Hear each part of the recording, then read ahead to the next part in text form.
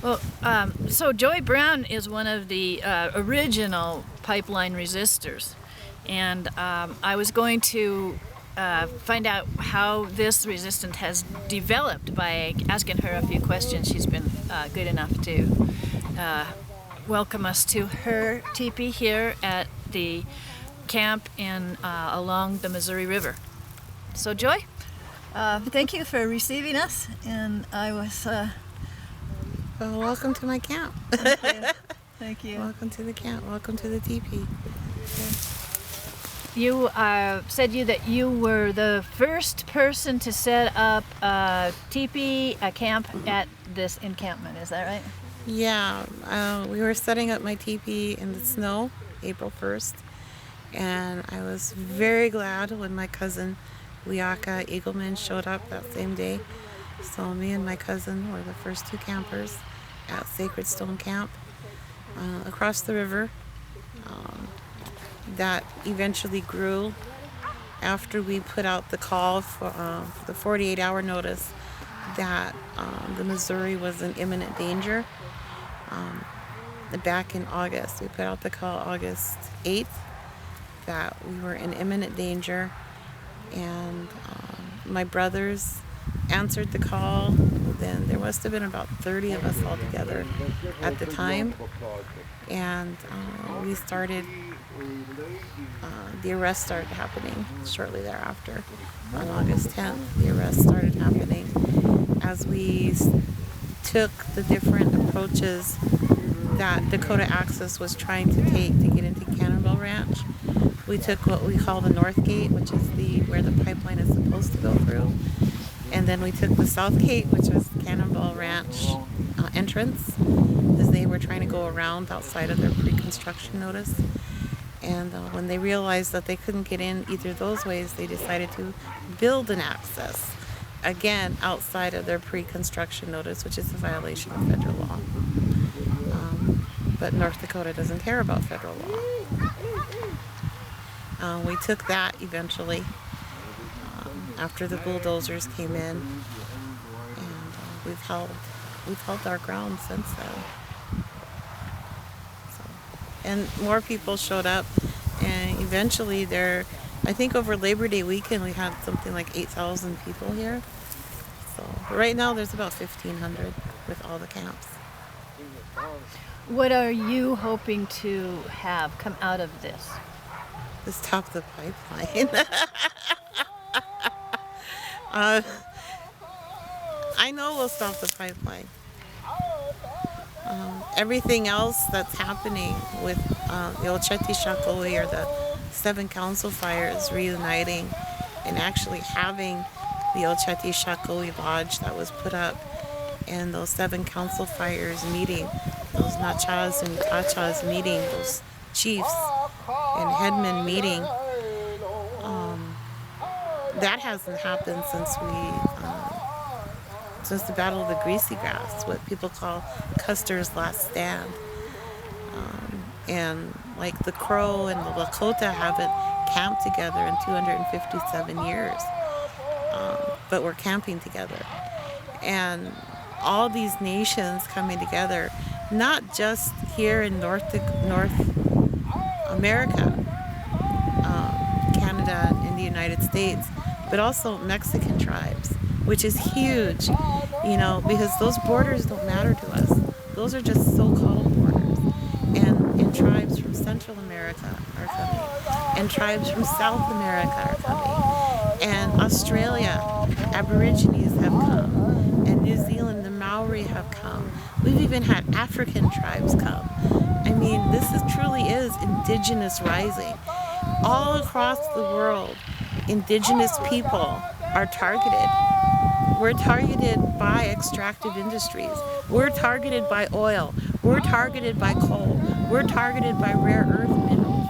All of this stuff that's happening, they target us because they think that we're already forgotten peoples, but we're not forgotten. In the 500 years plus colonialism that has happened, we are standing up and saying we're still here, we're still alive, we're growing, we're more empowered than we have ever been before, and enough is enough. And this right here on the cannonball is that stand. Enough is enough. We stand. Sheriff, people in the police enforcement area, some have comments that a lot of the people here are not local people and that they're from far away, and that's not a good thing as far as they're concerned. How do you react to that? Well, they're not local. They're not local. They say that you're trespassing. We're not trespassing. This is 1851 treaty land. The only ones that are trespassing is them. Could you say that again, because there was a shadow on the... This is 1851 treaty land. We're not the ones trespassing. They are. They're the ones that came in and broke the treaties. They're the ones that came in and dug up the sod and built sod houses. And, and as far as I'm concerned, Dakota Access is a terrorist organization. Energy Transfer Partners is a terrorist organization. And Morton County Sheriff's Department and Fargo and Bismarck and everybody else that they have hired for them are just hired goons.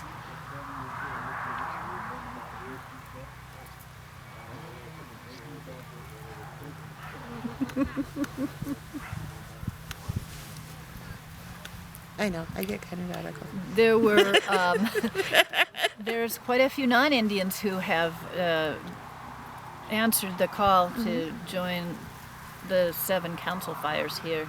How do you feel about that? I love it. What does that mean to you?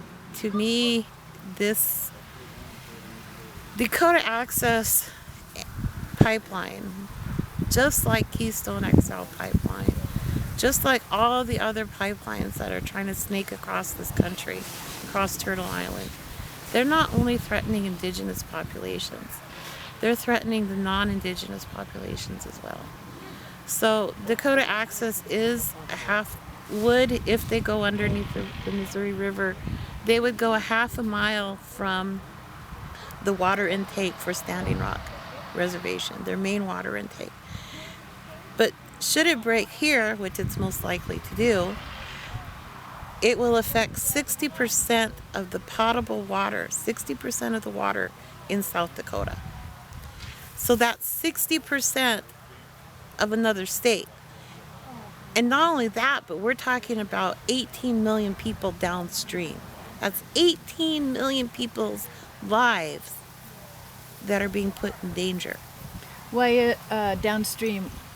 What do you mean when you say downstream? I mean downstream. You're talking South Dakota, you're talking Iowa, you're talking, anything that goes further down. I mean, this all ends up in the Gulf. All of this ends up in the Gulf. The Gulf has become America's toilet bowl. And that is unacceptable. Everything that happens up here, every fracking spill, every brine spill, every oil spill, all eventually seeps into the Missouri, and all eventually goes down the Mississippi, and all ends up into the Gulf Coast. And that ecosystem is so fragile, and that ecosystem truly affects the climate. And we can't be having that. So in other words, it's not just a threat to pollution of water, it's also a threat to air pollution? It's a threat to air pollution. It's a threat to the Dakota Access Pipeline. We know we will have the same emissions output as potential of 15 coal-fired plants. Now, North Dakota shut down a coal-fired plant just recently, last year, I believe. And why would we be putting more pipelines that are going to have the potentiality of 15 coal-fired plants emissions into the world? That makes no sense. How does a pipeline have emissions potential? Because it goes through the refinery process, and there's emissions that happen at the refinery process. There's emissions that happen when you use your car, when you're using the kerosene, when you're using natural gas, anything like that. There's emissions. And, We need to be looking at how do we get away from fossil fuels? How do we transition justly to renewables? And I'm not against energy workers. We need energy workers. We absolutely need our energy workers. We need them to help them to move into just transitions into renewable energy. And everything that oil is used for, from our cars to the plastics in the medical field, everything can be made with something else. But you can't do that with water. There's no substitute for water. And our water is too precious. Everything that the world needs to live and survive comes down to water. So why would we be wanting to pollute water? If we pollute our water, the Missouri River, then we are literally killing ourselves. And future generations. And future generations. But right now, too. I mean, all you got to do is look at the Freeman spill. The Freeman spill was the Keystone 1 spill down in South Dakota. And that, they're always saying, oh, pipelines are safe. We have these systems will alert us right away that there's a spill. That's a bunch of hogwash. It's a bunch of bullshit. Because Freeman was never alerted. There were 14 spills on Keystone 1 in the first year. Of those 14 spills on Keystone 1, only one was alerted, and that was at a pumping station. They don't go off like they say they're going to. And, Keystone Pipeline is a Canadian company called TransCanada Corp. Mm-hmm. And it failed to get the permit from the federal government to build its pipeline across Lakota territory. What was your involvement in that? Originally, Keystone XL wanted to go through my reservation. And like a lot of people, it's like, oh, I'm not really paying that much attention until it's my back door. Well, this was my reservation. So they were going to go through several of the camps that have cultural and traditional and sacred value to my people. So they were going to go through Humps Camp, Chief Humps Camp. And they were going to go through some of my daughters and my relatives' grave sites there.